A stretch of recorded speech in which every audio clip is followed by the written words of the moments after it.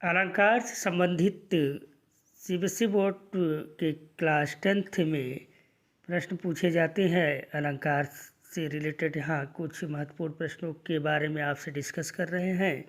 तो यहाँ पर हम आपको बता दें कि पहला प्रश्न अलंकार का यह है, जो नत हुआ वह मृत हुआ, जो वृत्त से झरकर कुसुम।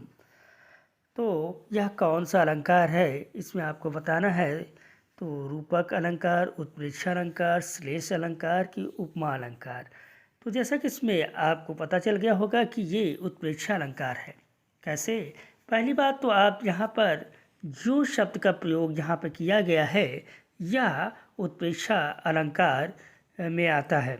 आपको बता दें कि उत्प्रेक्षा अलंकार में जानू, मनु, एव, मानो, मनहु इत्यादि शब्द अगर आते इस तरह के तो वो उत्प्रेक्षा अलंकार होता है।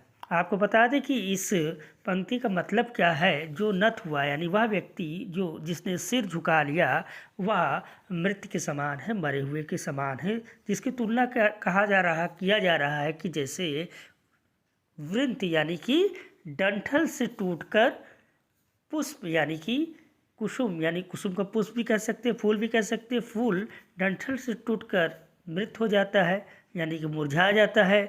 उसी तरीके से जो इंसान अपना सर झुका लेता है, किसी के सामने अपना हार मान लेता है, वह मृत के समान है, ऐसी तुलना की गई है। तो उत्प्रेक्षा अलंकार का ये प्रश्न था जिसमें उत्प्रेक्षा अलंकार आपने बताया।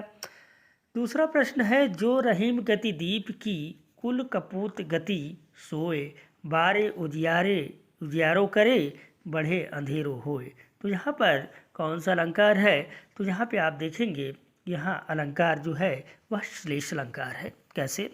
यहाँ पर रहीम जी अपने दोहे में कहते हैं कि दीपक और कपूत यानी कि कुल में पैदा होने वाला दुष्ट पुत्र दोनों की गति एक जैसी होती है। यहाँ तुलना किया गया है, लेकिन इसके लिए एक ही शब्द के दो अर्थों में प्रयोग किया गया। जैसे बारे का शब्द का अर्थ होता है जैसे दीपक का जलना, ठीक, और बारे का अर्थ होता है जैसे जन्म लेना। किसका जन्म लेना? जैसे उस कपुत्र पुत्र का जन्म लेना। इस तरीके से दूसरे बढ़े शब्द का भी दो अर्थ में प्रयोग हुआ है, यानी कि दीपक का बुझना और उम्र बढ़ने का। जब ये दोनों एक जैसी स्थिति में पहुँचते हैं तो कुल जो है कपूत जो कुल का विनाश करने वाला होता है। इसलिए यहाँ पर दो दो अर्थों के चमत्कार के कारण ये श्लेष अलंकार हुआ। यानी हम कह सकते हैं कि एक ही शब्दों में दो या दो से अधिक अर्थ छिपा हो उसे श्लेष अलंकार कहते हैं। आपको इस अलंकार के बारे में पूरी जानकारी लेनी है तो हमारे वेबसाइट newgyan.com पर आप विजिट कर सकते हैं।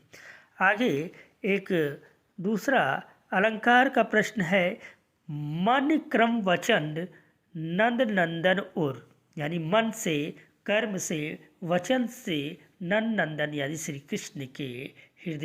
कृष्ण को हृदय में बसा लिया। इस पंक्ति का यह अर्थ हुआ। तो ये आपके पाठ से है, सूरदास पाठ से है। तो बताइए इसमें कौन सा अलंकार है? बिल्कुल, इसमें कौन सा अलंकार है? तो यहाँ देखेंगे कि बार बार एक ही वर्णों की आवृत्ति आ रही, इसलिए अलंकार यहाँ पर अनुप्रास अलंकार हुआ। ठीक, तो अनुप्रास अलंकार की परिभाषा जरा देख लेते हैं। जहाँ वर्णों की बार बार आवृत्ति आती है, यानी कई बार अल्फ़ाबेट यानी वर्ड यानी अल्फ़ाबेट, जैसे इसमें ना शब्द की आवृत्ति आ रही थी, इसलिए ये अनुप्रास अलंकार है। आगे हम प्रश्न पर चलते हैं। प्रश्न थोड़ा सा डिफिकल्ट है, इसको आप स्क्रीन पर देखिए। निम्नलिखित अलंकार को सुमेलित करना है, यानी जो अलंकार है उसको मैच करना है।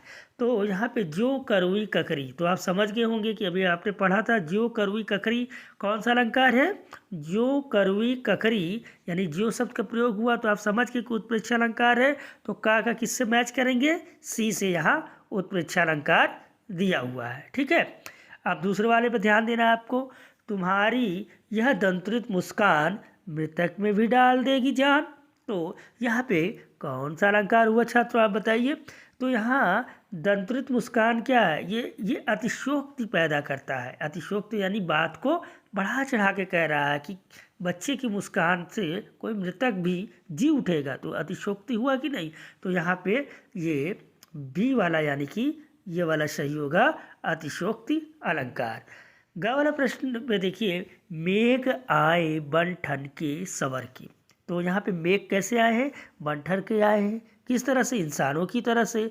तो जो अचेतन में चेतन का भाव ला उसे क्या कहते हैं छात्रों? हाँ, मानवीकरण अलंकार कहते हैं। तो इस तरीके से ग वाला किससे मैच हो रहा है? डी से मानवीकरण अलंकार।